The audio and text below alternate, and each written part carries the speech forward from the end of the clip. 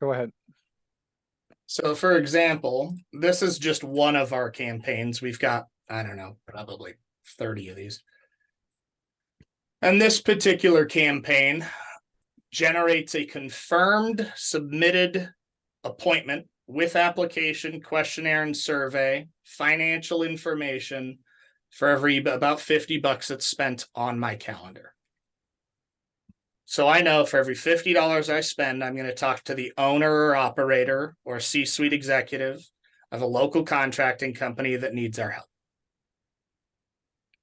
This, by far, is a faster and more profitable way to bring clients directly to you than the indexing method. The indexing method works. I'm not saying it doesn't. It's just a different pathway to do it, because in 2023, 90% of the people that you're going to be working with, one, don't want to deal with technology, and two, need to adapt quickly. Technology basically duplicates itself and gets smarter every 48 hours today.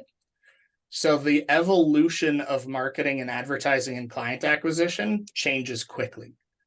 Doing an indexing site which worked as the dominant force 10 years ago is almost irrelevant today, because I can get more clients faster and cheaper with a direct Facebook ad or a direct LinkedIn ad than you can get from running traffic to an index site.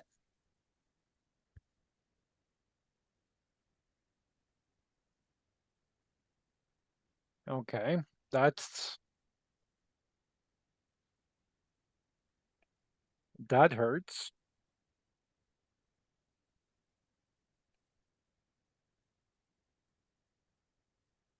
It shouldn't. It should just be a wake-up call to the evolution of the internet, right? We're now in Web 3 going to Web 4. Web 2 was the dot-com boom. Web 1 was the World Wide Web. The evolution is consistent because it's how we engage with stuff. More often than not, people are on their cell phones, they're on their tablets, and they're either on social media or they're on Google or they're on an application. They're not typically looking for listings or directories or searching through recommendations. Most contractors simply just go to Networks or Angie's because they're the dominant force, right? To get them to get a better result, you have to showcase and quite literally interrupt their day why you're better. And that's quicker and cheaper to do with direct methodology than it is to try and grow a dominant site when there's 5 million of them that you're competing with. Okay, but how many of them would be in the roofing industry, as an example? As many as you wanted. No, how much competition am I going to have in the roofing industry? Well, Because that kind of depends. So, technically speaking, any business coach that's in your field would to some degree be your competition. Okay. With direct marketing, with what we do with our ecosystems, it's what we do to build our company. So you would be doing the same thing that we're doing. Your competition's almost irrelevant because you're not competing with spending more than them. You're competing with getting better attention from your prospect. So, for instance, one of my quote unquote competitors, right, is Frank Kern for the Kern Agency. Frank Kern could outspend me in his sleep. It has never prevented me from signing clients. okay.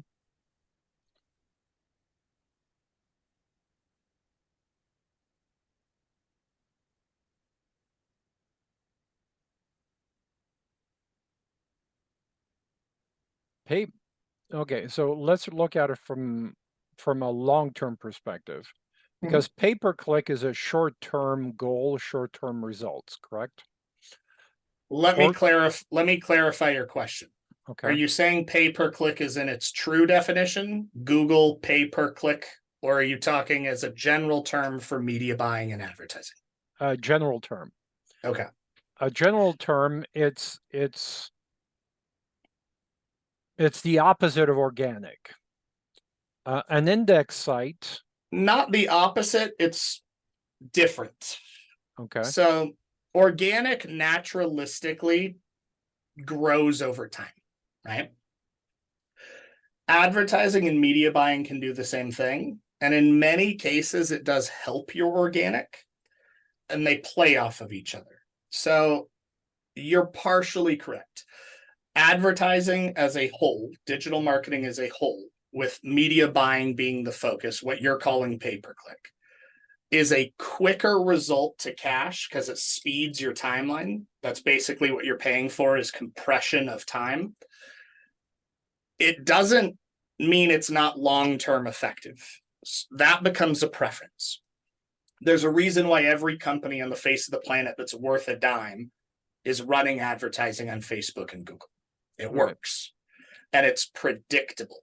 So I know, regardless of what's going on with my content, regardless of what's going on with my schedule, regardless of what's going on with my organic, my SEO, anything, I know every $55 I spend, I have an appointment that's qualified on my calendar. That's guaranteed. So it's predictable because I know the math. I know exactly how many appointments I can put on a calendar. I know exactly what my close rate is. I know exactly what my follow-up rate is. So I can predictably scale, right? Organic is less predictable, but it's a warmer sales conversation. It typically takes about 6 months to a year to really build up enough of an audience organically for it to really matter, right? You can do it in shorter periods of time, but typically speaking, if you're talking about long-term success, it's about a 6 month to a year process of consistent content. And that's 3 to 5 posts a day on every social network. That's 1 to 2 blogs a week. That's consistently putting yourself out there, right? Mm-hmm. They work hand in hand. So at some point, you'll reach this level where you're bringing in enough qualified leads and appointments organically that you can supplement some of your media buying and decrease its spend if you want, or just increase the amount of clientele you're bringing in by keeping the spend or scaling the spend. Does that make sense? Mm-hmm. When I looked at my figures, and by the way, I don't have a LinkedIn profile anymore, but when I did, I found that most of the people we were closing, the conversation started 5 years ago. So it took 5 years to create enough trust to say, yeah, maybe it's time that I have a conversation with Leo. So do you know understand what my average sales cycle is? What? About 2 weeks. So what took you 5 years organically, on average, takes me 2 weeks.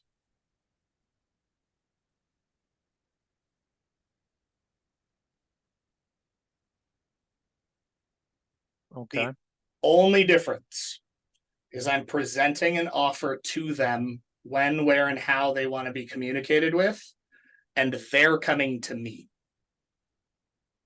I'm not reaching out to them. I'm not starting a cold conversation. They're filling out an application, and then they are scheduling the call on my calendar.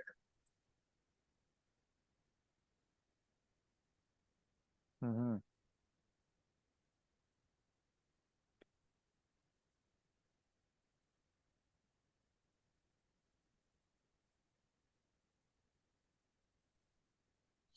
Okay, so from a consulting perspective, where we find we get the most traction, believe it or not, is not our smallest offering. And we have offerings from $500 a month to $100,000 a year. We're getting the most traction from $100,000 a year. That makes sense.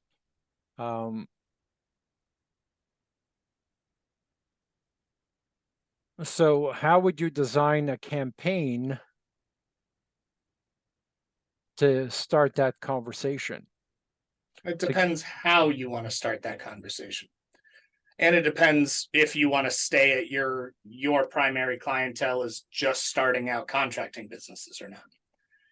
Because you trying to sell $100,000 a year program to somebody who hasn't even sold $100,000 in a week is going to be a wildly different conversation than you selling $100,000 a year program to somebody who's done 50 mil in the last year. Yeah, except I don't have the infrastructure to support a $50 million company. Well, When I was maybe. working for the world's largest management consulting firm, yes, I had the infrastructure for that, and we were dealing with $100 million companies. But since First and foremost, that was just an example. We could go after $1 million companies if you want. We could go over $500,000 companies if you want. or 1 million to 10 million. Yeah, it doesn't really matter what category you want to go after. Okay. It was just an example for the sake of explaining the difference in that sales conversation.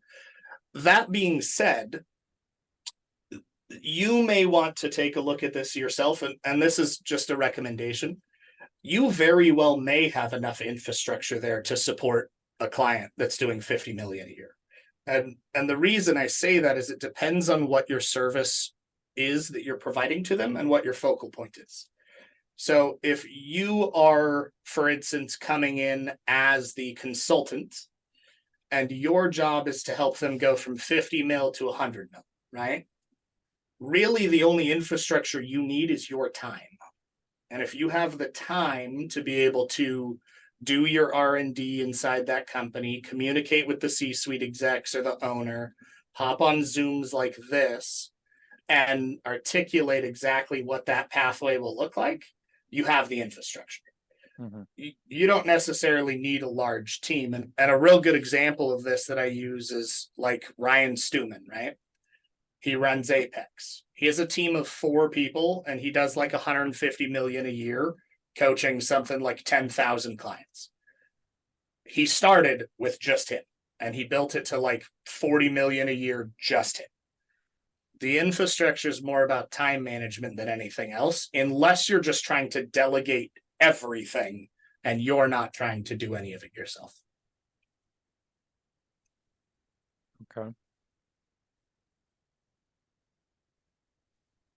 I still believe our sweet spot are in the companies that, are in the 1 million or even half a million to 10 million range, because at that point, they really don't have branding, they don't have differentiation, they don't have aggressive marketing systems, they don't have culture, they don't have any of that. And that's where I can be the most effective.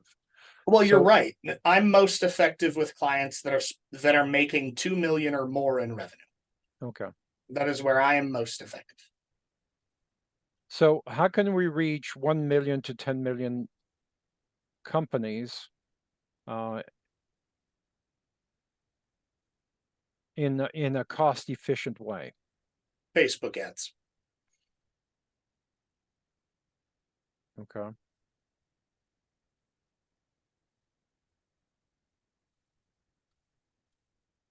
I am sorry to have to kind of cut this short, but in 2 minutes I do have to hop off. I've got a call with my Facebook rep that I've got to make because they're terribly difficult to get scheduled.